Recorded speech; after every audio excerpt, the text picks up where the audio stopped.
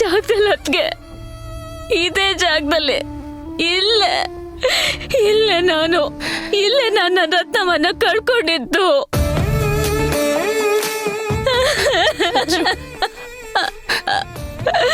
ನನ್ ರತ್ನಮ್ಮ ಹೋದ್ರು.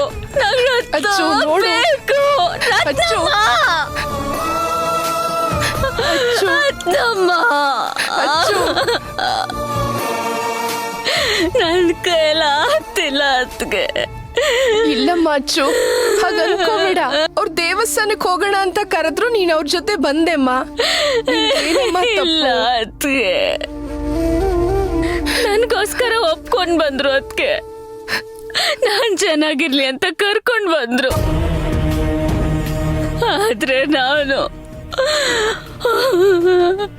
ಅವ್ರು ಹೋಗೋದಕ್ಕೆ ದಾರಿ ಮಾಡ್ಕೊಟ್ಬಿಟ್ಟೆ ಅದ್ಕೆ. ನಾನು ಮಾಡ್ಕೊಟ್ಬಿಟ್ಟೆ. ರತ್ನಮ್ಮ ನನ್ನ ಇಲ್ಲೇ ಬಿಟ್ಟು ಹೋದ್ರು ಗೊತ್ತಾ? ರತ್ನಮ್ಮ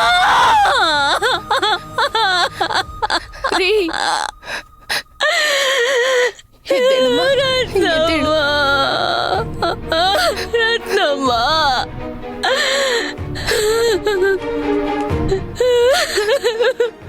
ಅಚ್ಚು, ಸಮಾಧಾನ ಮಾಡ್ಕೋ. ಇದ್ರಲ್ಲಿ ನಿಂತ ಪೇನ್ ಇಲ್ಲ, ಆಯ್ತಾ?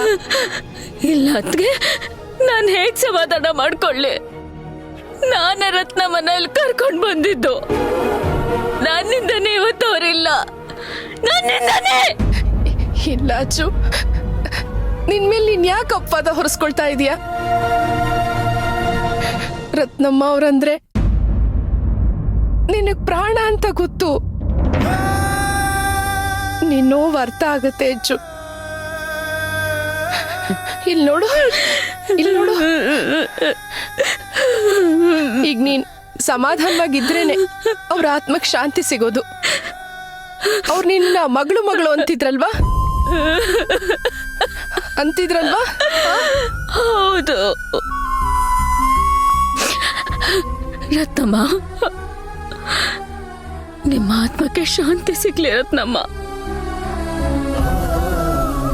ಜೀವನದಲ್ಲಿ ನನ್ನ ಕೊನೆ ಉಸಿರಿರೋ ತನಕ ನಾನು ನಿಮ್ಮನ್ನ ಮರೆಯಲ್ಲ ರತ್ನಮ್ಮ. ದಯವಿಟ್ಟು ನನ್ನ ಕ್ಷಮಿಸ್ಬಿಡಿ ರತ್ನಮ್ಮ. ನನ್ನ ಜೀವನದಲ್ಲಿ ಕೊನೆ ಉಸಿರಿರೋ ತನಕ ನಾನು ನಿಮ್ಮನ್ನ ಮರೆಯಲ್ಲ ರತ್ನಮ್ಮ.